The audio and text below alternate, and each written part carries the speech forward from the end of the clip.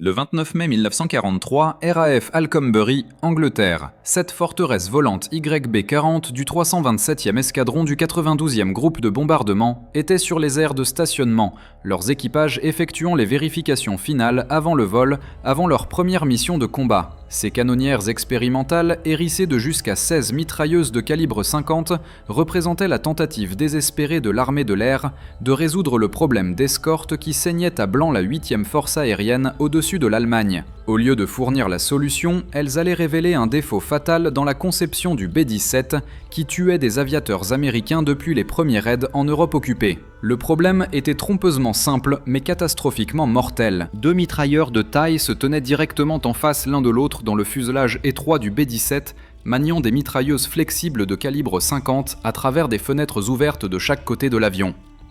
Dans le chaos du combat à 25 000 pieds, avec des températures plongeant à 60 degrés en dessous de zéro, portant des combinaisons volumineuses doublées de peau de mouton, des armures par éclat pesant 30 livres et des harnais de parachute, ces hommes entraient en collision à répétition les uns avec les autres en essayant de suivre les chasseurs allemands attaquant de côté. Les lignes d'oxygène se déconnectaient dans la mêlée, conduisant à l'hypoxie et à la mort en quelques minutes. Les bandes de munitions s'en mêlaient, bloquant les armes à des moments critiques.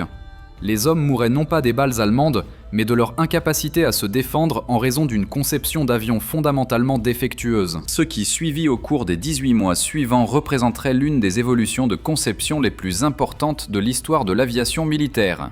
À travers une expérience de combat amer, une analyse systématique des pertes et une adaptation industrielle rapide, le B-17 allait se transformer d'une cible vulnérable en le bombardier le plus lourdement défendu de la Seconde Guerre mondiale. Les modifications, en particulier le décalage révolutionnaire des positions des mitrailleuses de taille, sauveraient des milliers de vies américaines et contribueraient de manière décisive à atteindre la supériorité aérienne sur l'Allemagne nazie. Les mathématiques de la mort au début de 1943 dépeignaient une image d'attrition insoutenable. L'analyse statistique de la section de recherche opérationnelle de la 8e force aérienne révéla que le B-17 moyen survivait à peine 11 missions de combat avant d'être détruit. Avec des équipages tenus de compléter 25 missions pour un tour de combat, la probabilité de survie se tenait à un simple 27%. Cela se traduisait par des couchettes vides dans les huttes Nissen à travers l'East Anglia, des boîtes d'effets personnels expédiées à la maison aux familles en deuil dans les petites villes américaines et des équipages de remplacement arrivant des bases d'entraînement aux États-Unis plus rapidement qu'ils ne pouvaient être adéquatement préparés pour le combat. La crise s'était développée depuis que la 8e force aérienne avait commencé ses opérations en août 1942. La doctrine d'avant-guerre de la formation de bombardiers autodéfensives, développée à l'école tactique aérienne de Maxwell Field, Alabama, avait supposé que la puissance de feu défensive massée rendrait le bombardement de précision de jour viable sans escorte de chasse. Cette théorie, non testée en combat à grande échelle, se révélait tragiquement fausse. Les pilotes de chasse allemands, en particulier ceux pilotant le Focke-Wulf 190 et le Messerschmitt Bf 109, avaient développé des tactiques qui exploitaient chaque faiblesse dans les défenses de la forteresse volante. Les positions des mitrailleuses de taille représentaient la vulnérabilité la plus flagrante dans le schéma défensif du B-17. Conçu à l'origine à la fin des années 1930 et testé uniquement dans des conditions de paix, ces positions n'avaient jamais été soumises aux conditions de combat soutenues rencontrées au-dessus de l'Allemagne. Les modèles B-17E et F transportaient 2 mitrailleurs de taille qui maniaient des mitrailleuses flexibles Browning M2 de calibre 50 à travers des fenêtres ouvertes mesurant approximativement 2 pieds sur 3 pieds. Le fuselage à cette position avait à peine 10 pieds de large, se rétrécissant vers la queue. Avec 2 hommes se tenant directement en face l'un de l'autre, chacun essayant de pivoter et de suivre des chasseurs se déplaçant rapidement tout en portant un équipement volumineux, la collision était inévitable. Les conditions environnementales à l'altitude opérationnelle aggravaient les problèmes de conception de façon exponentielle. À 25 000 pieds, l'altitude de bombardement standard pour les attaques de précision, les températures tombaient régulièrement à 60 degrés en dessous de zéro. Des flux d'air de 320 km/h hurlaient à travers les fenêtres ouvertes, gelant instantanément toute peau exposée en secondes. De la glace se formait sur les mécanismes des armes, les régulateurs d'oxygène et les alimentations de munitions. Les mitrailleurs portaient des gants de soie sous des gants de laine, sous des gants de cuir, sous des moufles chauffés électriquement, mais ils perdaient quand même des doigts à cause des gelures, lorsqu'ils étaient forcés de dégager les blocages d'armes à main nue. Les rapports de combat du début de 1943 documentaient la crise montante. Lors du raid du 27 janvier sur Wilhelmshaven, la première attaque américaine sur l'Allemagne elle-même, les mitrailleurs de taille signalèrent de graves difficultés à engager les chasseurs ennemis en raison d'interférences mutuelles. L'attaque du 6 mars sur les usines de roulements à billes d'Erkner vit plusieurs B-17 incapables de se défendre contre les attaques de côté parce que les mitrailleurs de taille s'étaient emmêlés les uns avec les autres lors de manœuvres d'évitement violentes. Le programme YB-40 avait émergé en septembre 1942 comme une solution intérimaire au problème d'escorte. Avec des chasseurs à long rayon d'action comme le P-50 et un Mustang encore en développement, les formations de bombardiers pénétrant profondément en Allemagne faisaient face aux chasseurs de la Luftwaffe sans protection une fois que leurs escortes P-47 Thunderbolt à court rayon d'action faisaient demi-tour à la frontière allemande. La filiale Vega de Lockheed reçut le contrat pour convertir les B-17F standards en canonnières YB-40. Les modifications étaient extensives. Une deuxième tourelle dorsale Sperry installée dans l'ancien compartiment radio, des montures jumelles remplaçant les mitrailleuses de taille simple, une tourelle de menton Bendix ajoutée sous le nez, et la soute à bombe convertie en magasin de munitions transportant 11 000 cartouches. Un blindage supplémentaire protégeait les positions de l'équipage. Les 13 premiers YB-40 arrivèrent à la RAF Alconbury début mai 1943, assigné exclusivement au 327e escadron du 92e groupe de bombardement. L'entraînement révéla des problèmes immédiats avec les positions de taille améliorées. Malgré le doublement de la puissance de feu, la configuration à double monture aggrava en fait le problème d'espace. Lors d'exercices de combat simulés, les mitrailleurs entraient en collision à répétition et emmêlaient leur équipement. Le début au combat le 29 mai 1943, ciblant les abris de sous-marins à Saint-Nazaire, France, se révéla décevant. 7 YB-40 accompagnèrent 96 B-17 standards dans la mission. Les canonnières eurent du mal à maintenir la formation avec les bombardiers standards après qu'ils eurent largué leur charge de bombes. Mais plus critique encore, les rapports de combat documentaient de graves problèmes de coordination d'équipage aux positions de taille. Les débriefings post-mission révélèrent que les mitrailleurs de taille avaient été incapables d'engager efficacement les chasseurs allemands attaquant de côté. Le 22 juin 1943 apporta la tragédie lors du raid sur l'usine de caoutchouc synthétique à Huls, Allemagne. Le YB-40, numéro de série 425735, fut détruit après que ces mitrailleurs de taille furent incapables de fournir un tir défensif efficace en raison d'interférences mutuelles. L'enquête révéla que ce n'était pas un incident isolé, mais une défaillance systémique.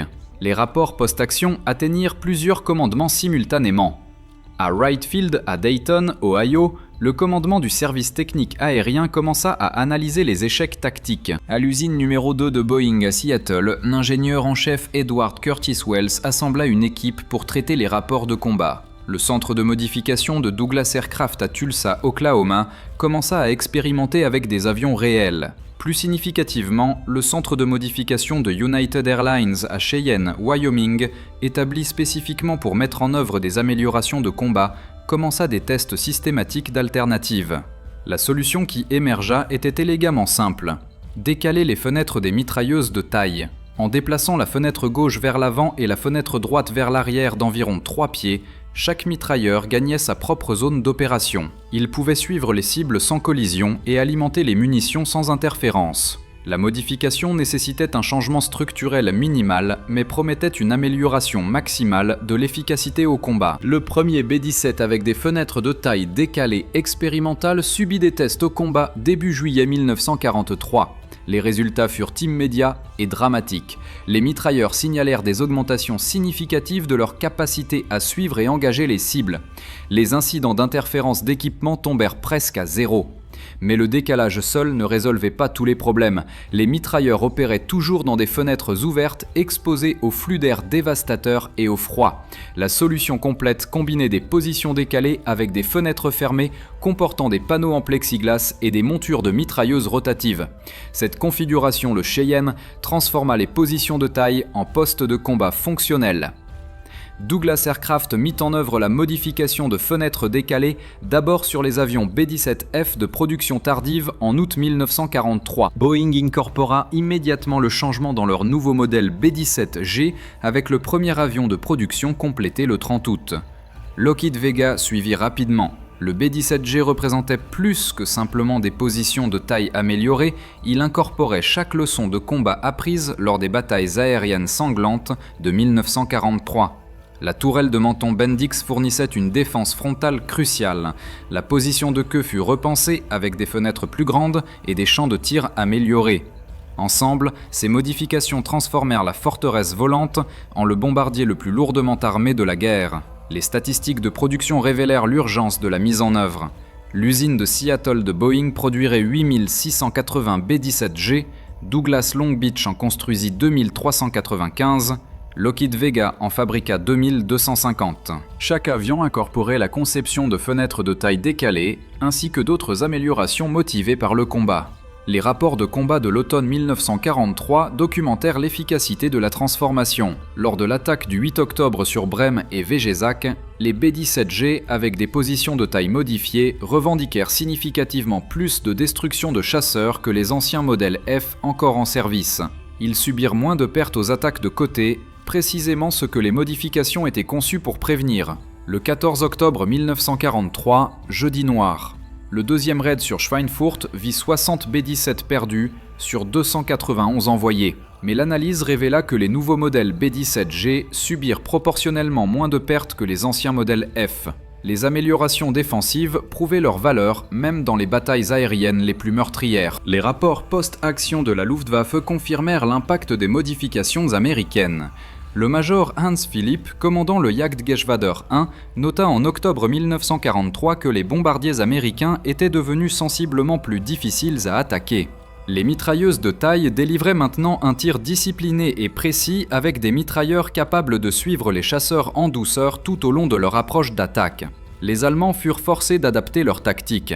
Ils développèrent le mortier-fusée Werfergranat 21 pour les attaques à distance et créèrent des chasseurs d'assaut Sturmbock lourdement blindés spécifiquement conçus pour attaquer les formations de B-17. Le fait que des armes spécialisées étaient nécessaires démontrait l'efficacité de la modification. En décembre 1943, la transformation affecta la planification stratégique. La 8e force aérienne pouvait planifier des missions de pénétration plus profondes, sachant que leurs bombardiers avaient une survie significativement améliorée. Le général Ira Icker rapporta au général Henry Arnold que les modifications avaient matériellement amélioré leur capacité à conduire des opérations stratégiques. L'impact s'étendit au-delà du matériel. Les programmes d'entraînement dans les écoles de tir furent révisés pour les nouvelles positions. À Kingman Army Airfield, en Arizona, les instructeurs notèrent que les positions décalées signifiaient que les mitrailleurs pouvaient effectivement appliquer des techniques de tir à déflexion efficacement. Les modifications influencèrent d'autres avions. Le B-24 Liberator incorpora des positions de taille décalée similaires dans les modèles de production tardive. Le B-29 Super Fortress, encore en développement, en bénéficia avec des tourelles contrôlées à distance qui éliminèrent complètement l'exposition de l'équipage. Le 11 janvier 1944 démontra les effets cumulatifs. 600 B-17 attaquèrent les usines d'avions allemandes. Malgré une escorte de chasse incomplète, les pertes restèrent gérables. La majorité étaient d'anciens modèles F, les modèles G montrèrent une survie remarquable. Les opérations de la Grande Semaine de février prouvèrent l'impact stratégique. Plus de 3000 sorties de bombardiers frappèrent la production d'avions allemandes. Malgré l'opposition féroce de la Luftwaffe, les pertes restèrent soutenables. Les capacités défensives améliorées avaient décisivement déplacé l'équilibre d'attrition. Le lieutenant-général James Doolittle, commandant depuis janvier 1944, comprit que les B-17G modifiés pouvaient mieux se défendre. Il libéra les chasseurs d'escorte pour poursuivre les chasseurs allemands agressivement plutôt que de rester près des formations. Cette combinaison se révéla dévastatrice pour la Luftwaffe.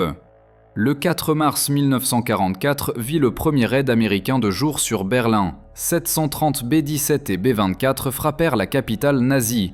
Le 95e groupe de bombardement, équipé de B-17G, ne perdit que 3 avions tout en revendiquant 17 chasseurs détruits, malgré l'affrontement avec 200 chasseurs allemands. Au printemps 1944, la 8e force aérienne pouvait maintenir des opérations soutenues. La capacité de monter des raids de 1000 bombardiers avec des pertes acceptables signifiait la destruction systématique de la capacité industrielle allemande. Le plan pétrolier et le plan de transport devinrent viables parce que les bombardiers pouvaient survivre aux missions requises. Les opérations du jour J montrèrent la transformation. La 8e force aérienne effectua plus de 2000 sorties de bombardiers soutenant l'invasion. Malgré une opposition intense, seulement 26 bombardiers furent perdus de toute cause. Le B-17G était devenu une plateforme d'armes fiable. En été 1944, la Luftwaffe fit face à une équation impossible. Les bombardiers américains étaient plus difficiles à tuer, tandis que la production remplaçait les pertes immédiatement. La modification avait contribué à un cycle où les défenses améliorées signifiaient que plus de bombardiers survivaient, nécessitant plus de chasseurs allemands pour attaquer, résultant en plus de pertes allemandes. La dimension humaine devint claire dans les statistiques d'achèvement de tours. Début 1943, compléter 25 missions semblait impossible. À la mi-1944, les équipages complétaient régulièrement des tours de 35 missions. La probabilité de survie avait plus que doublé. Août 1944 apporta la validation du renseignement technique allemand. Leur examen d'un B-17G écrasé nota que les positions de taille décalée fournissaient une défense de côté efficace. Les modifications accumulées avaient transformé l'avion d'une cible vulnérable en un adversaire formidable. La production continua sans relâche. L'usine numéro 2 de Boeing employait 44 000 travailleurs, produisant 16 B-17G quotidiennement au pic. La capacité de mettre en œuvre rapidement des améliorations créa un système d'armes qui évolua plus rapidement que les ennemis ne pouvaient s'adapter. Octobre 1944 apporta un autre jalon lorsque les B-17G engagèrent avec succès les chasseurs à réaction allemands. Malgré l'avantage de vitesse du MU-262, les mitrailleurs de taille endommagèrent plusieurs jets, prouvant que les défenses conventionnelles améliorées restaient pertinentes contre la technologie révolutionnaire. La mission de la veille de Noël du 24 décembre 1944 devint la plus grande frappe aérienne de la guerre.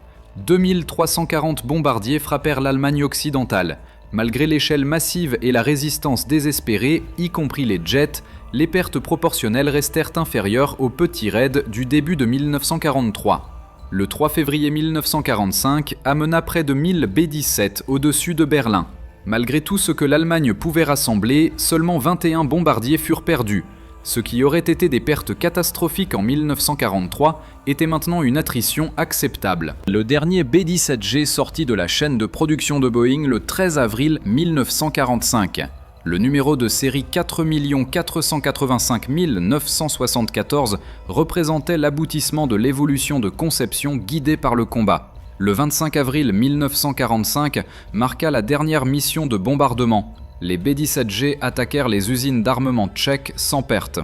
Les modifications avaient fonctionné, les leçons de combat avaient été appliquées, l'investissement en sang avait payé des dividendes en victoire. L'analyse d'après-guerre par l'enquête stratégique de bombardement des États-Unis conclut que l'évolution du B-17, en particulier les améliorations des positions défensives, contribua matériellement à atteindre la supériorité aérienne. Les positions latérales décalées, combinées à d'autres améliorations, transformèrent la survie de l'avion. La comptabilité financière révéla la valeur des modifications. 20 millions de dollars en modifications empêchèrent la perte de 800 avions valant 190 millions de dollars, plus des équipages formés inestimables. Le retour sur investissement dépassa 10 pour 1.